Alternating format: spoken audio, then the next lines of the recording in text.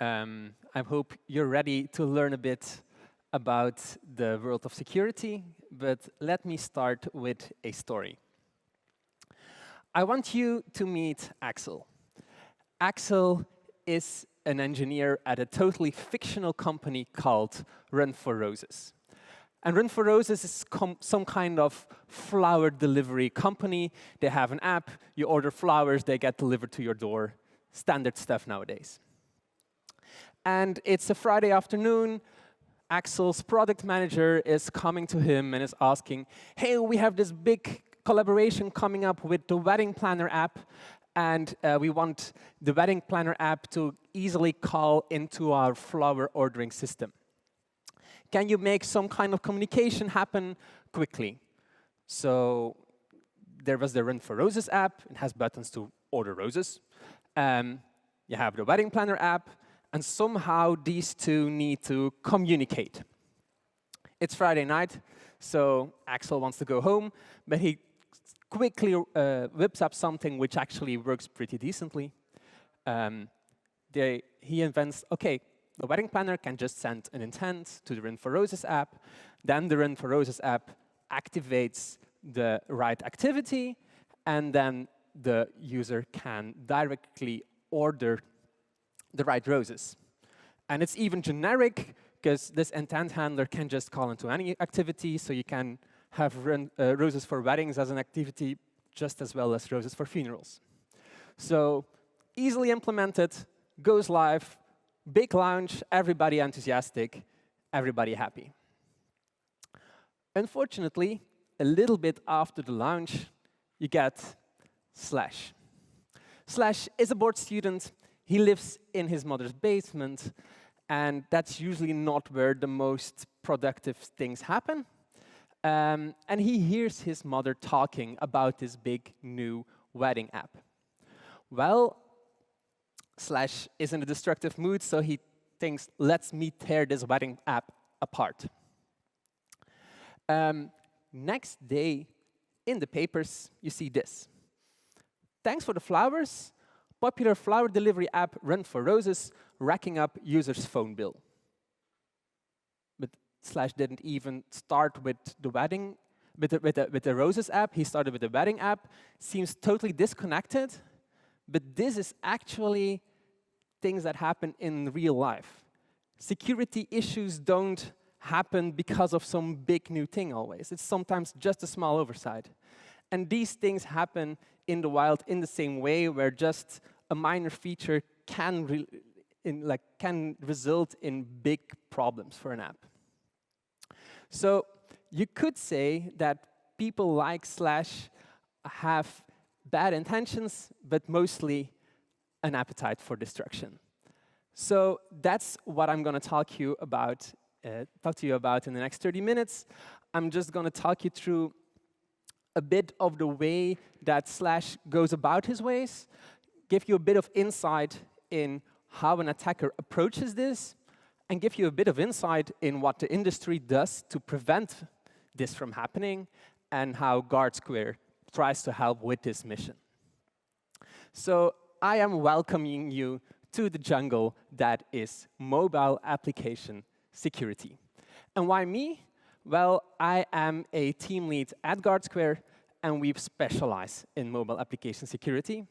You might already know us from our old age ProGuard, which is not a security tool, but it is a tool to optimize and shrink apps. And then you have our current flagship products, DexGuard and XGuard, for Android and iOS respectively, and they are code hardening tools. These are tools that help you protect your IP inside of your app. So the obvious next question to ask is, well, if Run for Roses had this problem, would a code hardening tool have helped? And you might be surprised to learn that my answer in this case would be no. Because to me, trying to solve a real security issue inside of the app, if your semantics of the app are not very secure, then trying to hide these semantics with code hardening is like hiding an elephant behind a tree. Sure, it's harder to find the elephant, but still it's there. And instead of hiding it, you should remove the elephant from the room. So that's not where code hardening is for. There are legitimate uses for code hardening, but they're not to make it harder to find security issues. You should solve those. So this is not what we're after here. So maybe now you're also thinking, oh, but probably Axel is not a good developer. This wouldn't happen at my company. And then I also have bad news for you, because it's happening all the time. There's, just in the past few years, intent abuse on Samsung Flow. OwnCloud, you could steal protected files on Android. There's remote code execution on TikTok. There's two-factor authentication bypasses on Grab. There's issues with Twitter, with Dropbox, with New Relic, with Coinbase, so probably an app you're working on as well. So don't feel safe too quickly. But what's worst about all of these things is that it's often done by people like Slash, and not like these big security guys. It's with students, and worst of all, they make it seem so easy. So why is it that they make it so easy? Like, what about these hacks are so easy? Let's have a look at how they approach the problem. So what does an attacker look at? An easy question with a very easy answer, which is not satisfying. Everything. So probably you want a bit more detail. So there's a bunch of different approaches, and there's a bunch of different things to look at. What does it mean, everything? Well, it could mean you look at the use of cryptographic algorithms. You could mean that you look at the way apps communicate with each other. It could mean that you're looking at unprotected code. There's an endless list. So it's not like Slash just random stuff. There's more of a system to how this thing gets approached. And so if you start looking for mobile app vulnerabilities, what do? Well, one very obvious thing is to try to decompile the app. It's like doing a static analysis of an APK. It's basically you take the bytecode, or you take the native code even, you put it in a decompiler, and you try to make sense of what is happening. A very good open source one is JDAX. If you don't know it, check it out. But it basically gives you an almost readable version of your source code back. For those who write Kotlin, it does give you the source in terms of Java, but still, a halfway decent programmer can make a sense of a lot of things which are happening inside of your app. But that's not the only way you can go about finding security issues. You can do dynamic analysis, for example, through intercepting the network communication. You can try to see most apps have some kind of backend they connect to. You can try to man in the middle this communication, and what's happening then is that you see really the endpoints. And that's usually where interesting entry points into the whole web of the app are as well. But there's more ways. For instance, you could look at the app-to-app communication, which is not into a backend. What happened here, in the case of Slash and Axel, was actually an app-to-app communication. It was the communication via intents, which is also a very interesting entry point into an app. So you just don't go looking randomly. You have certain things you know are probably going to work. So what happened in the case of Slash was he just did a very basic static analysis of the APK. But remember, we started with the wedding planner. So he just put the wedding planner inside of JDAX, and after some scrolling around, he found the following piece of code. It creates an intent and broadcasts this intent. And he sees that there's some kind of class name in this intent. And that's something which is interesting, at least. So he thinks, OK, intents, how does that work? Well, basically, this intent handler is somewhere registering itself for events from the Android system, and it's notified when an event occurs. And then okay, obvious question to ask as a reverse engineer, as a hacker is, how can I abuse this system?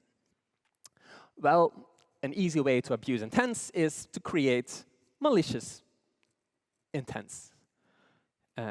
Your intents are made to be used in a certain way, but what happens if you use it in a way which is not intended for? Well, to know how to make such a malicious intent, you need to know how it's handled. So that's when Slash could run to the Run for Roses app. So he opens that app in JDAX, and he finds this small piece of code. Of course, I'm making it very easy by extracting relevant information, but the principle still holds. You see that this class name gets put into a class for name and directly used. So there's no sanitation. So actually, you can send an intent to this intent handler, and what Axel developed was he thought, oh, I can easily link this to any of my activities, but if there's activities in the app that you don't want to be exposed, they are exposed as well. So if there's somewhere you can make calls inside of the app, maybe to call your driver to know, hey, where are my flowers? Well, this link is there as well. So just a normal intent handling system had very unexpected consequences. And this may seem far-fetched, but it's actually not that far-fetched. Because let's look at the real app, Samsung Flow. It's an app that basically allows you to control most of your phone's features from your desktop. It's a real app. It's used a lot. And you can imagine that this Samsung Flow app has quite a bit of permissions, because you need to control your whole phone from somewhere else. So this app can do basically anything. Well, let's put a version of Samsung Flow into JDAX, and we can find the following piece of code. And then if we ignore the bit of code we don't need, we see a very familiar pattern happening. So this is actually a CVE from 2022. We didn't find these things. It's just documented publicly on the internet. But you can see this exact pattern happened in the wild and caused real issues in the real world. And they could be even worse than what I just described with the headline. This piece of code was enough for any app on the same phone as Samsung Flow to call any number. So basically, any app without any permissions, by sending an intent, could abuse all the permissions that Samsung Flow had. Very simple mistake, quite a bit of consequences. So we can POC this. This is a video of a phone with Samsung Flow with the vulnerable version. Of course, it's fixed by now. And if you try to load an image, you don't have the rights. If you run the exploit, Samsung Flow starts, and then the image gets revealed. So this is a real-world example of what might have sounded like you as a story. And it has big consequences, because you can call arbitrary phone numbers, but it doesn't stop there. You can even factory reset the phone. You can install arbitrary apps, and on top of that, you can uninstall arbitrary apps. So basically, if Samsung Flow was on this phone, you could replace a banking app with a faulty app. Nobody would be the wiser, but you could intercept and change anything about this phone. So, of course, we're out to get them. We're not going to let people get away with doing this all the time. So we are out to get them, and the whole app industry is out to get them. So basically what people trying to protect mobile apps are doing are creating acronyms. Luckily, in practice, that works. But let me take you to a sentence which makes only sense if you're well-versed in mobile application security. The ADA requires compliance to the MASVS L1 standard developed by OWASP to get an MASA badge. It's recommended to use the MASTG during testing. To be honest, before I knew what these things meant, like it's total gibberish to probably quite a lot of you. So I'm going to try to talk you through these things, so by the end of the presentation, you understand what we can actually do. So first, OWASP. OWASP is short for the Open Web Application Security Project, and they have their mission to help people make web and mobile applications safer. And they publish a number of documents and standards to help people with this. And one of those is the MASVS, short for the Mobile Application Security Verification Standard. This standard is a list of requirements or properties a good, well-protected app should have. By the way, everything of OWASP is open source and on GitHub, so please do have a look at these things. And it contains a bunch of things. So one of these standards inside of the MASVS is the MASVS L1. It's short for level 1, and it's basically the basics that every app should adhere to. If you publish an app in the Play Store, it's probably a good idea that you at least gain the level 1 requirements. An example here would be security controls are never enforced only on the client side, but on the respective remote endpoints. Make sense? You don't check your password inside of the app, you check that on your backend. If you don't do that, you probably have a very weakly protected app. But I don't have the same standards, same security standards for all apps I have on my phone. I probably have much more expectations from my banking app or for an app holding my medical data than I have for my to-do list. So the MASVS accounts for this, and they have the L2 standard, with additional defense and depth controls, which are only applicable if you handle sensitive data. An example here is remote endpoints verify that connecting clients use an up-to-date version of the mobile app. My to-do list app, if I don't update this for 6 months, my risks are way lower than if I don't update my banking app for 6 months. So it makes sense to me as well. There's a third standard inside of the MASVS, but it's not level 3, it's R, short for resilience, and it's all about preventing reverse engineering. Some apps are very sensitive to reverse engineering. If you have a game, you're not really handling sensitive data, so the L2 standard doesn't really make sense for you. But you want to prevent cheaters from cheating at your game. So if you don't do any protection against reverse engineers, in a multiplayer game, you're probably going to have a bad time. Doesn't count for chess, but definitely counts for shooters, where wall hacks are commonplace. So there's different combinations possible. My bank probably wants all 3 of them. A gaming company probably wants level 1 and R. So there's all kinds of options here. An example of a resilience requirement would be the app detects presence of widely used reverse engineering tools such as code injection tools, hooking frameworks, and debugging servers. So that makes total sense for me. If you want to prevent cheating, this is a sensible thing to do. So seems good. We know what to do. The only thing is, these requirements are very, very vague and abstracted sometimes. We don't really know how to test for these things.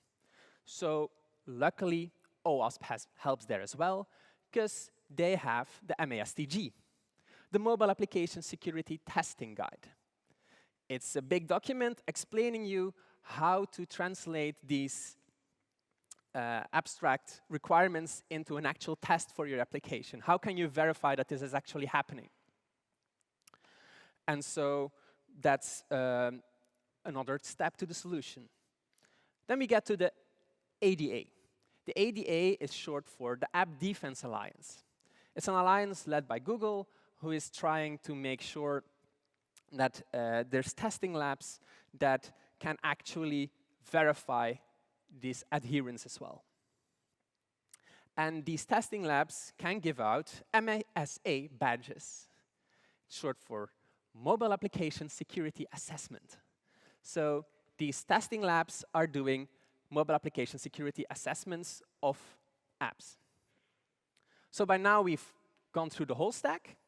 We have the MASVS, the set of requirements, the MASTG, how to test for those requirements, and we have these authorized labs doing the testing for you in the end to make sure you did it well. So seems like we're done here. Our job is done. We have a full stack that's going to do its job. But maybe I forgot one important question. Does it actually do anything? Well, let's get back to Run for Roses. And if we go through the whole MASTG and think about our Run for Roses example, we suddenly encounter the following sentence. All inputs from external sources and the user are validated and, if necessary, sanitized. This includes data received via the UI, IPC mechanisms such as intents, custom URLs, and network sources. Well, with intents, we're right on the money. This is exactly saying what our guy did wrong. So at least it's worth something. It at least covered one real-world use case. So all we all now need to do is read the MSTG, apply it, and we'll all have a good time. And then the next bad piece of news strikes. By the time you've read this whole guide and applied it to your app, probably a competitor has made a vulnerable app that got released in time. So we are not there yet. So Paradise City is a long way behind. So how do we get to this Paradise City where builds are green and apps are pretty? Well, we step in as GuardSquare again. We have our existing portfolio, but that doesn't cover this need. So that's why we made AppSweep, to cover exactly this hole. And what we try to achieve with AppSweep is to, as much as possible, take this MASTG and automate it into a tool which you only have to upload your APK for, and the rest goes automatically. We're not aiming to be a full replacement for a pen test. We're not at the stage where a computer can do it as well as a human can, but at least big chunks can be automated and should be monitored automatically. And also, quite recently, because if you only drag and drop and upload, you only have like static analysis stuff. Quite recently, we also released dynamic analysis. So what AppSweep does when you upload your app is automatically make a new app that is instrumented, which you can download again, run on your own phone, and automatically the instrumentation data gets sent back to our servers, and you have more security findings, and your static security findings get filtered for relevance based on your actual running of the app. So this helps us being as comprehensive as we can possibly be. So let's get back to this MSTG sentence, because this was in the Run for Roses app. Of course, as I mentioned, Run for Roses doesn't really exist, so let's take Samsung Flow. What would happen if I try to automate the Samsung Flow example and give it to AppSweep? You get the following web page. This is a screenshot from our actual tool. So what you see is that you get immediately a high severity issue. External data from string getString extra is used for code execution via intent context clause. So it explains exactly what is going wrong. It shows you the data flow of how it got from the intent through the reflection to the other intent. And on the right side, it explains you which MASVS and MSTG standards you violated. And it gives you immediately recommendations and additional reading to help you resolve the issue. Because what we strongly believe with AppSweep is that it doesn't make sense to warn you of something without telling you how you can improve the situation. It's useless to have a list of, hey, this is a security issue, if you don't know what to do with it. So we're trying to make this as easy as possible for you to use. And that's also done through the way we enable AppSweep to be used. So you can just drag and drop an APK, but you can also just use GitHub Actions, integrate into your Gradle workflow, integrate into Bitrise. So we try to be with you in the easiest way we can think of.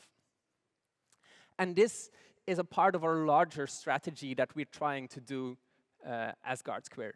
So we try to be with you in every part of your build cycle. So when you build your app, that's the moment to protect against reverse engineering attacks. So that's where DexGuard as an obfuscator comes in. And we give you feedback, because feedback is important. You get a protection report explaining exactly what you protect against, what you might want to protect against on top of what you already have, how you did on which kind of threats, and so on. After you build it, you want to test your app. So that's where the AppSweep comes in, and it explains you what security vulnerabilities are still present. But security doesn't stop when you start shipping your app. You also want to understand what is happening to your app in production. So that's why we have Threatcast, which is a real-time threat monitoring tool. So if somebody is trying to modify your app, you will be notified. If somebody is using some modified app, you can report this person and you can block this individual account. So that's how Threatcast can be part of this whole life cycle. So we try to be with you every step of the way. So I've been talking about it. Let me show you how it looks in practice. So here you see my account and a couple of apps. I'm going to use our demo app. And you can see the different issues we can find over time. So security is not the thing you do once. Every build you release, you want to test. You want this in your CI probably. So you can see over time what happened and not discover after 6 months, hey, we didn't redo our security. So you can see the stuff over time. So if I just click open a build, what you immediately see is that we divide the issues into different severities. We also divide the issues between internal issues and dependency issues. Because probably upgrading a dependency has a totally different process compared to having issues in your own code. Probably it's harder for you to do something sometimes about dependencies. So it's important to make the distinction, because it's no use to give you an endless list of things you cannot take action on. So if you just take the high issues, you can see these are in the app. If you click open any of the issues, you can immediately see a description, see where it occurred. In this case, it was an issue in the manifest. We automatically decompile a part of your app to show you what the source code would be approximately looking like, give you reading material, give you explanation of how you can improve it, sometimes how DexGuard can help you with this, and give you additional resources to read. So really, we're going from the make it actionable, make it usable perspective, rather than scare you. So this is AppSweep in a nutshell. But we're not done with AppSweep. AppSweep is a relatively young product for us. So we're keeping improving it. So we're going to invest in more extensive findings. This list of 700 pages, we haven't automated everything that's automatable yet. So that's what we're hard at work on. And we're also going to implement iOS support. Most of you are probably Android developers, but iOS is coming. And mainly, we're working towards what you guys need. So there's this button on the bottom right of AppSweep. Please, if you use AppSweep, you don't know how to take action on an issue. If you feel something is unclear, please use it to message us. We're not an AI company, so there's no chatbot on the other side. There's real humans very much invested in your success. Because it is all about you. Whether that is you as an app developer, where if you take the effort of trying us, if we make new developments, we do responsible disclosures to people who tried us. At some point, we found a couple of apps where the full Firebase database was fully exposed and we could access everything we wanted. So even if AppSweep doesn't tell you this yet, we will tell you as soon as we notice. Or you could be an OWASP member, where we don't only want to automate it, we also want to improve the OWASP standard. So we do make pull requests to make the OWASP standard better if we see a gap. Or it could be you as an open source contributor, where the core of AppSweep is the same as the core of ProGuard, which is fully open source. Or it could be you as somebody who's interested in a new, interesting challenge, and if you want to help contribute to these things, please come talk to us as well, because we are still looking for more people to help us develop on this. But most of all, we love safe apps, and so if you take one thing away from this, please try AppSweep, give us feedback. It's 100% free, no string attached, so there's nothing to lose here. And if you have any questions, I'm available for you now or at the booth number 15 or via email anyway. So I hope together we can make the world a safer place. Thank you.